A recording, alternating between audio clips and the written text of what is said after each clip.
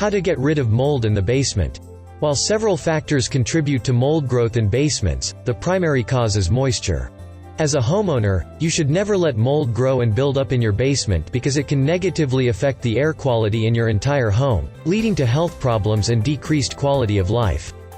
Common signs of mold in the basement: a musty or earthy smell, water stains on concrete walls or drywall, condensation on walls or windows, efflorescence on walls, bubbling paint or wallpaper, discoloration of walls, carpets or furniture. Health risks and symptoms of mold in the basement. If you have mold in your basement, health risks include allergy-like reactions such as itchy eyes, throat irritation, nasal congestion, coughing and sneezing, rashes and skin infections, nausea and dizziness, fatigue, memory loss, poor concentration, difficulty breathing, liver and kidney disease. If you want to reduce the negative health effects and symptoms associated with basement mold, then you need to avoid long-term exposure. Prompt basement mold remediation will ensure that whatever species of mold you have growing in your basement will not spread to other areas of your home.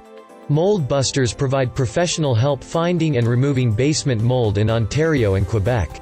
Call us now at 1-877-566-6653.